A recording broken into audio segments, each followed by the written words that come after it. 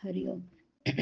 आज रविवार 16 नोव्हेंबर 2025. सद्गुरू ब्रह्मचैतन्य गोंदवलेकर महाराज आज आपल्याला प्रवचनातून सांगणार आहेत की अभिमान जाणं ही देवाची कृपाच. ऐकूया. आता उत्सव पुरा झाला. आता तुम्ही सर्वजण परत जाल. तर क्षेत्रात आल्याची काही खूण घेऊन जा. आणि ती खूण म्हणजे काय? क्षेत्राच्या ठिकाणी काहीतरी अवगुण सोडावा. आपल्याला जी काही प्रिय वस्तू असते ती सोडावी.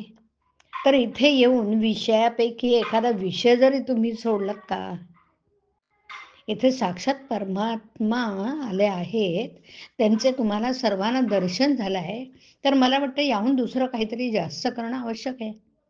तर एक गोष्ट इथे द्यावी आणि एक गोष्ट इथून घेऊन जावी.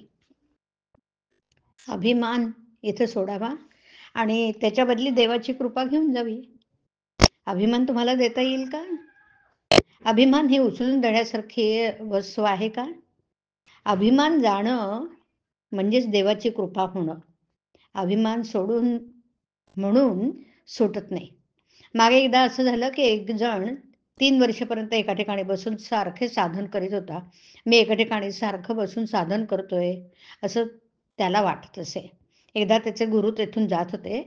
त्याला साधनाचा अभिमान झाला आहे असं त्यानं ताबडतोब समजलं. म्हणून ते त्याच्याजवळ जाऊन म्हणाले की तू इथे काय करतोयस? तर तो म्हणाला, मी इथे एके ठिकाणी बसून 3 वर्ष साधना करतोय. ते म्हणाले, वा वा, फारच चांगलं. तू आणखीन 3च दिवस इथे सारखं बसून साधन कर, म्हणजे आतापर्यंत केलेल्याचं श्रेय मिळेल. तो तसं करू लागला. त्याला वाटलं की 3 वर्ष साधना केली तर आता 3 दिवस करणं काही फारसं अवघड नाहीये, सहज करीन. पण गंमत अशी की त्याला गुरुने सांगितल्यावर तिथे 5 मिनिटं सुद्धा बसवलं नाही. त्याला आतून कोणीतरी फेकून देत आहे असं वाटायला लागलं. खालून मुंग्या आल्याशा वाटायला लागल्या आणि आजूबाजूने सारखी भीती वाटायला लागली. तेव्हा आपली चूक त्याच्या ध्यानात आली आणि तो गुरुला शरण गेला. तो म्हणाला, मी आजपर्यंत अभिमानाने साधन केलं, पण आपण करून घेतल्याशिवाय हे काही सुरळीत घडणं शक्य नव्हतं. आपणच माझ्याकडून सर्व करून घेतलं आणि आपण शक्ती दिली म्हणूनच माझ्याकडून हे साधन झालं, नाही तर होणं शक्य नाही. तर मी आपल्याला शरण आलोय.